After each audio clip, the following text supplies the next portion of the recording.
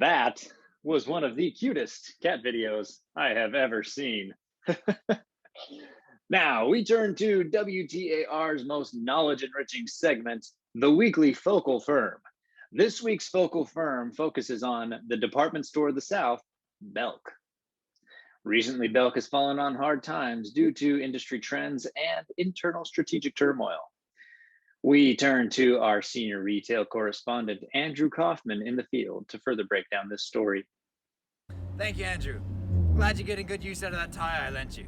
Now, we're on location today, in the frozen tundra of what is brick and mortar retail. We have here a rare endangered species, Belk. Once a thriving department store, now filed for Chapter 11 bankruptcy. Though it will not close any stores because of this, the future does look bleak. Belk, originally named the New York Racket, was founded in 1888 by William Henry Belk in downtown Monroe, North Carolina. A few years after William Henry Belk's initial store opening, he persuaded his brother John to join his business venture, resulting in the creation of the Belk Brothers Company in 1891. After a few decades of consistent success and numerous store openings throughout various southern states, Belk eclipsed $10 million in annual revenue in 1923.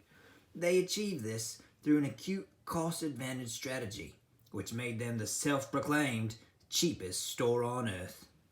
This approach included various cost-saving strategies, including buying large quantities of goods for cash, sold them to consumers at a low markup to drive traffic, marking all their prices clearly to eliminate haggling with customers over prices, inevitably driving down labor costs. The brand continued to grow through the first half of the 20th century through its downtown bargain store structure. However, in 1955, William Henry's sons, John and Thomas, took over the business and began a strategy transformation to change Belk to a modern fashion destination. They began by moving their locations out of smaller downtown areas of rural and suburban towns and focused on establishing themselves in large shopping centers and regional malls throughout the South. This positioned them to capture the higher-end customer segment in a more mobile professional landscape. In 2010, Belk rebranded again by investing $70 million to remodel their store appearance, launch a new high-end jewelry line, and change their slogan from "All for You" to "Modern Southern Style." By 2015, sales had eclipsed $4 billion annually, and the retailer had store operations of approximately 300 stores in 16 southern states. Later that year, Belk's third generation of leadership, McKay and John, sold the company to New York-based private equity firm Sycamore Partners. Since 2015, the department store industry has seen a 9% decline in revenue and a 43% decline in profits. The department store industry is highly concentrated, as the top 4 players control over 75% of market share. Target with 55%, Macy's at 10%, Kmart and Sears at almost 6%, and Nordstrom at 5%. The industry's drop in revenue and profitability has been accelerated by consumers' conversion to supercenters, wholesalers, and online retailers. From an external industry perspective, Belk faces low customer switching costs. Customers can often find the same product lines and brands at different department stores, which means price and convenience are monumental factors for their buying habits. Crikey! We have a rare sighting of a shopper right here in this Belk. Let's go see if we can catch her. Excuse me, man. Oh, hi. Hi, can I ask your name? My name is Noelle. Noelle, great to meet you. Great to Can I meet you. ask why you're looking at an H for a towel? Just because I like it? Great. Can you tell me, as a consumer, do you feel that you have much buyer power here at Belk? Absolutely. For the prices you can see, I can walk across to Macy's and they have 20% off in addition to the price that's listed here already. So, yes, I do. There you have it. Quite a bit of buyer power here.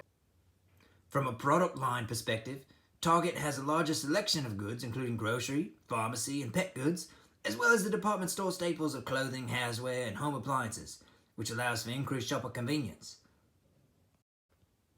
From a brand perspective, Nordstrom, Belk, JCPenney, and other department retailers often carry similar designer brands like Michael Kors, Polo Ralph Lauren, Vince Camuto, which means shoppers are not tied to a specific store to obtain the brand they desire. These designer brands often have their own storefronts in the same regional malls or outlet shopping centers as the department stores they partner with. This means department stores are competing against each other, as well as the specific wholesale brands that make up their inventory. The convenience factors, coupled with low brand loyalty, makes it easy for customers to switch stores, negatively impacting Belk's top line. Here we are in a separate department store to see if we can locate another shopper. Ah, crikey! Here we are. Ah, Lucky B, it's Noel again. Oh, hi! You guys are following me? Well, no, we're trying to find as many retail shoppers as we can. Oh, okay. Lucky you. You got me again? So, are you finding what you need here? Yes. Actually, this is better quality. Though it's not the same, it's better quality. And look, 60% off. 60%! Yep. So, I am gonna get them. Fantastic. Buyer power in action. Threat to Belk. From an internal strategic perspective, Belk has not been able to find a cost or differentiation advantage from other firms in its industry. As mentioned early in Belk's inception, it was known as the cheapest retail shop in the South through the utilization of comprehensive cost-cutting strategies. In the 50s, the second generation of Belk brothers were able to successfully transition the brand to a fashion-forward differentiator focused on the higher-end customer segment. However, now Belk finds itself in limbo without much concrete cost or differentiation strategy to rely upon.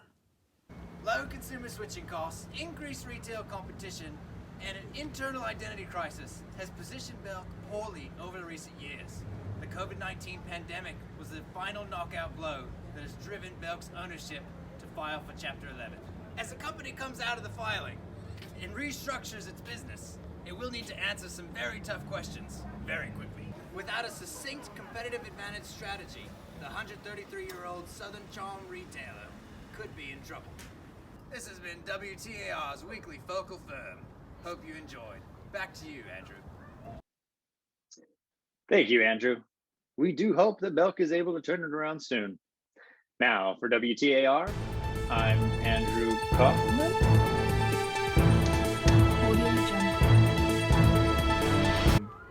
What is this? A waffle iron for ants?